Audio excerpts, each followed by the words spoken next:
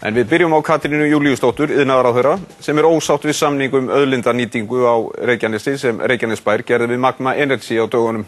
Hún telur að lengd samningsins sé þvert á anda lagana orkunýtingu, en fulltrúar Reykjanesbæjar segja það af og frá, enda gerir lögin ráð fyrir 65 ára leigu eins og stendur í samningnum. Katrín sest hjá Helga til að ræða þessi mál og fleiri. Velkomin í Kastljós, Katrín. Takk. Byrjum aðeins á þessu. Þú ert að gera athugasemdir við þennan samning sem að Reykjanesbær er að gera við þetta fyrirtæki. Út frá þessum tíma, er þetta ekki nákvæmlega eins og lögin segja? Bara svo það sé alveg á hreinu. Ég fyrst til að leiðrétta þá er ég að gera athugasemdir samning sem að Reykjanesbær gerir leigu auðlinda í þeirra eigu til HS Orku, ekki til Magma Energy, heldur koma þeir þá inn sem hluta í HS Orku. Ástæðan fyrir ég geri það er svo að ég stóð að þessari lagasetningu sem að þetta byggir á. Það sem að sveitarfélögunum og eigundum auðlindana er veittur rammi upp á allt að 65 árum til þess að leigja auðlindirnar sínar út. Síðan segir hins vegar líka í greininni að eftir að helmingur þess tíma í liðin sem að menn kjósa að leigja þær út á, að þá getur handhafi nýtingarréttarins, þá getur hann óskað eftir viðræðum hugsanlega framlengingu þessa nýtingartíma við eigandann.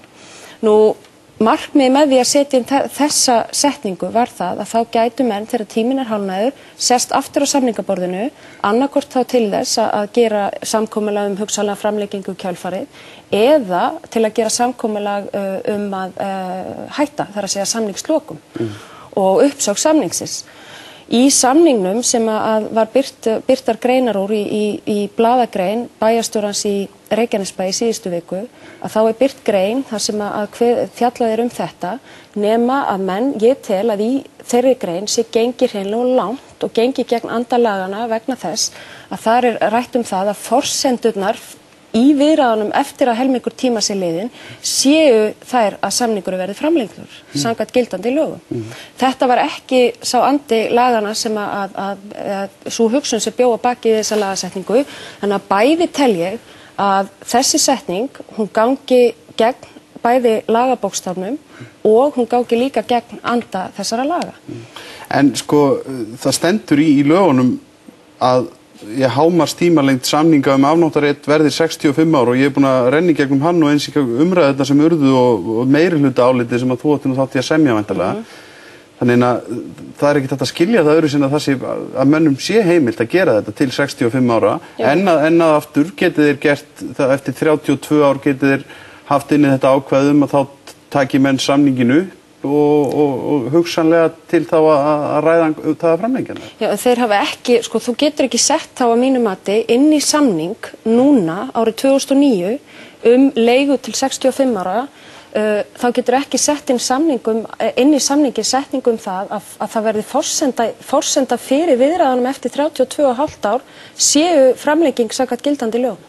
En eru þeir ekki einfaldlega þannig að þar er að mínu mati einfaldlega gengið of langt og það var ekki endilega, þó að við segjum 65 ára í lögunum, að þá var heldur ekki endilega ætlunin að menn myndu nýta allan þennan ramma. Þetta er rammi sem mönnum er gefinn og eigendum auðlindanna. Þetta er lagarammi sem segir það að þetta sé 65 ár og ef sko þingið segir það, þá breytir ekkert hver andi lagana hugsanlega. Það segir bara 65 ár og það er nokkuð skýrt í lögum. Þeir eru einfaldlega að nýta sér það. Það segir líka að handhafi nýtingarréttarins hafi rétt á viðræðum hugsanlega framlengingu eftir 32 ár. Þannig þér finnst að það ákvæðis vanti?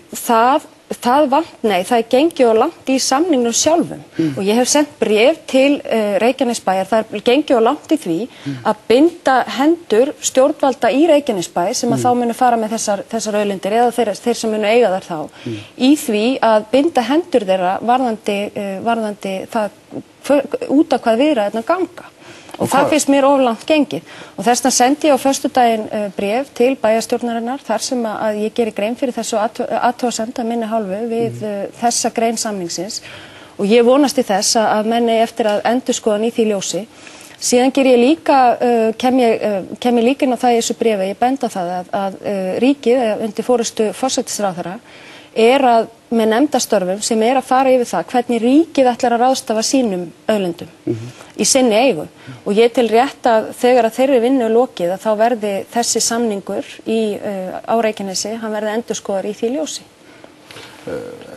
Þar sem verið að fjalla bæði auðlindagjaldið, þar sem verið að fjalla leigutímann, þar sem verið að fjalla líka önnur svona aðra samfélagslega þætti sem eiga að vera inn í svona samning. Finnst þetta gjald vera of lágt sem að þeir eru að ætla sér að fá fyrir þetta í Reykjanesbæ, þetta land og nýtingu því? Það má alltaf deila það. Það er fyrirmynd að þessu í samningum milli ríkisins og Landsvirkjunar varðandi Kröflusvæði til dæmis, varðandi þessa leigu, en hins vegar það spurning þegar þú ert komin með farin fullnýta ramman upp á 65 ár sveitarfélög sem ég tel fyrir ríkið að væri á langt. Ég myndi ekki standa samningagerðum slíkt sjálf. Ég tel að ríkið eigi að horfa meira til bilsins 40-50 ára. Þannig að þér finnst þetta að vera of lítill peningur fyrir þetta langan tíma? Já, hugsanlega það. Ef að menn ætla að fullnýta ramman, þá hugsanlega hefur átt að segja að þeir vildu þá hærra gjald. En hins vegar það svo að sveitarfélögin eru þetta sérstakt stjórnsýslustig og sjálfsákvörðunarréttur þeirra er varinn í stjórnarskrá. Og þeir auðvitað gera samninga og þurfa síðan að standa frammi fyrir sínum kjósendum og verja það hvers vegna þeir í fyrsta lagi fullnýttu þennan ramma og gerðu þetta eins og gert var. En eins og ég sagði að þá er þessi vinna að klárast á vegum forsætisráðuneytisins og ég gerir ráð fyrir því að þá munum við svona leggja fram útlínur af því hvernig við munum standa að svona auðlinda, þar að segja hvernig við munum fara með okkar auðlindir sem í eigu ríkisins. Og þá tel ég 65 árin allt á langa tíma. En talandi þessar auðlindir, hvað finnst þér þennan samning sem Orkuveitan og að gera með þessum viðsnúningi til Hafnarfjarðar og svo við Magma? Hvað finnst þér það? Já, þetta er auðvitað samningur sem er á milli aðila og við komum ekki að þeim samningi. Við hins vegar getum haft skoðanir á því hvernig menn að fara með auðlindirnar og hvernig menn að vinna innan ramma lagana. Þetta er beinlínis viðskiptasamningur og sölu og hlutum í fyrirtækjum í eigu sveitarfélaga. Hefur enga skoðun á því? Já, þetta getur maður haft skoðanir á hinu og þessu en þetta er viðskiptasamningur sem að þeir eru að gera sín í milli og ég tel að það hefur verið settir og núna er þetta í höndunum á sveitarstjórnarmönnum, eigendunum að þessu fyrirtæki og sem að þurfa að taka afstöðu í sínu heima héraði til málsins og ég tel að fulltrúar Samfylkingarinnar hafi sett fram mjög gagnlegar spurningar við þennan samning. Ertu sammála gagnrýni sem þau hafa haft uppi félagarnir í Samfylkingunni í Reykjavík? Já, ég get verið... Þú verið ansi harðorð gagnvart þessu? Já, ég get verið mjög sammála ýmsu sem að þau segja. Ég get verið sammála ýmsu sem að þau segja og það er þeirra hlutverk að verja hagsmuni Reykvíkinga og fá sem mest út úr sölu fyrirtækja í eigu borgarinnar. En það sem að skipti máli í þessu er að það sem að hefur kannski verið að mínu mati í umræðinni verið svolítið villandi, að það er að við breyttum lögunum á síðasta ári vegna þess að árið 2007 þá ákvað ríkisstjórn Framsóknarflokks og Sjálfstæðisflokks að setja á sölu hlut sinn í Hitaveitu Suðurnesja. Við erum að sjá núna þá hringekju sem fór á stað, það er hluta þessu ferli sem við erum að horfa upp á núna. Það er það söluferli sem var sett á stað þá. Og það sem að þá gerist er að þá fer ríkið á stað og selur hlut í fyrirtæki sem að átti auðlindirnar og átti líka veitustarfsemina. Var ekki bara í framleiðslunni eins og HS Orka er í núna. Þess vegna fórum við þessar lagabreytingar á síðasta ári. Það var til þess að verja þessar auðlindir. En Katrín, þegar þú ert að tala þetta, þú talar að þið ákváðuð, og ég segi þið af því að það var Össur Skarphéðinsson iðnaðarráðherra og þú varst formaður iðnaðarnefndar. Þið ákváðuð til þess að hafa þetta 65 ára ákvæðinni, en nú talar að ríkið eigi hugsanlega hafa þetta 45-50 ár. Þér finnst það eðlilega, akkur var það bara ekki sett inn í lögin? Það ekki lögin göll? Það var einfaldlega vegna þess að ríkisvaldið, það gekk mjög hart fram gagnvart sveitarfélögunum sem eiga stóran hluta, eiga tvö af þessum stóru fyrirtækjum, Orkuveitu Reykjavíkur til dæmis og áttu Hitaveitu Suðurnesja og það var gengið með þessari lagasetningu, gengu við mjög inn á valdsvið sveitarstjórnarstigsins og eins og ég sagði áðan, þá sjálfsákvörðunarréttur sveitarfélaganna varin í stjórnarskrá. Þú ert ekki að svara spurningunni. Af hverju voru ekki mistök hjá ykkur að hafa ákvæðið svona vítt og hafa það til 65 ára? Ég að koma að því, Helgi, að sveitarfélagin, þau vildi í fyrsta lagi ekki fá neitt svona ramma. Þau vildi bara hafa algjört frjálsræði. Þau sögðu síðan í sinni umsögn, ef að það á að vera rammi, þá á hann að vera 99 ár. Þannig að við endum í að setja þessi 65 ár inn, þrátt fyrir að mér þetta vera of langur tími, en þetta rammi, Helgi. Þetta rammi fyrir kjörna fulltrúa sem bera ábyrgð á þessum auðlindum til þess að vinna innan. Það þýðir ekki að þú eigir að nota þessi 65 ár. Og þess vegna segi ég að ég mun til dæmis ekki geta staðið að því að leigja auðlindir ríkisins til 65 ára, vegna þess að ég myndi ekki geta hort framan í kjósendur mínar að þeim gerningi loknum. Þess vegna þetta sveitarstjórnirnar sérstakt stjórnsýslustig, þau ákveða hvernig þau fara með sínar auðlindir innan þessa ramma og nota bene þau vildu hafa 99 ár. Ok, þá skulum við ræða hvað sem á þínu stjórnsýslustigi, sem til dæmis svo álverið á Bakka í Húsavík. Menn bíða núna eftir því að fá að vita hvort að ríkisstjórnin kemst að sameiginlegri niðurstöðu það hvort að halda áfram og framlengja viljayfirlýsingu álver á Bakka. Ekki bullandi ágreiningur í þessari ríkisstjórn það hvort að fara í Bakka álverið og í fyrsta lagi og vilt þú að það verði þessi viljayfirlýsing verði endurnýtt? Já, það sem að skipti máli í þessu að þessi ríkisstjórn ætlar að virða þær ákvarðanir sem að teknar hafa verið áður á þessu sviði. Þessi viljayfirlýsing í gangi og ég ætla ekki... Það ekki alveg rétt því að Steingrímur J. Sigfússon sagði daginn að hann væri eiginlega á því að þið ættuðu ekki að gera það. Það ætti að nýta þessu orku til dæmis þarna fyrir norðan í eitthvað annað en þetta. Og þetta eru skilaboðin sem að meðal annars kjósendur ykkar í norðausturkjördæmi að fá á Húsavík og þeir vita í raun og veru ekki, ég talaði við fólk á Húsavík í dag, þeir segist ekki hafa hugmynd hvað í raun og veru viljið. Hvað viljið? Þessar viðræður í gangi núna og ég get ekki sagt hver niðurstaða þeirra verður, en þessi viljayfirlýsing í gangi og við vinnum að henni af fullum heilindum. Hún er að renna út, hvað vilt þú sjálf? Og það sem ég vil sjálf gera að ég hef sagt það áður. Það að ég hef stutt það að þessi orka, mikla orka sem þarna fyrir norðan, hún verði nýtt í heimabyggð til atvinnuuppbyggingar. Það tel ég gríðarlega mikilvægt og ég hef verið stuðningsmaður þess að álversframkvæmdir fara á stað á Bakka í gegnum tíðina og hef lýst því áður yfir. Þannig að það bullandi ágreiningur innan ríkisstjórnarinnar þetta? Nei, það ekki rétt. Af hverju segir það sé ekki rétt? Vegna þess sem að fjármálaráðherra var að segja í viðtalinu daginn var það hvað hann teldi. Ástæðan er svo... Það vendarlega skoðun hans, þetta er bara orðalegur. Hann teldi ekki að þetta það veruleika. Hins vegar að það nefnilega þannig að við höfum heldur ekki séð, ég hef ekki séð að við séum heldur að færast endilega nær ákvörðunartöku hjá Alcoa sem að þarna hluta þessari viljayfirlýsingu. Boltinn hjá Alcoa núna? Já, miklu leyti til, það. Og ég segi alveg svo að ef að það á að framleggja viljayfirlýsingu sem í raun og veru heldur orkunni þarna fyrir norðan í panti áfram, að þá telja að það þurfa að koma ákveðnari skref ef við verðum að færast nær einhverju ákvarðanatöku í þessum efnum vegna þess að heilu byggðarlögin þau get ekki beðið endalaust. En ég mun leggja mig alla fram það að þessi orka verði nýtt til atvinnuuppbyggingar þarna fyrir norðan. En svo annað líka... Höfum við rými,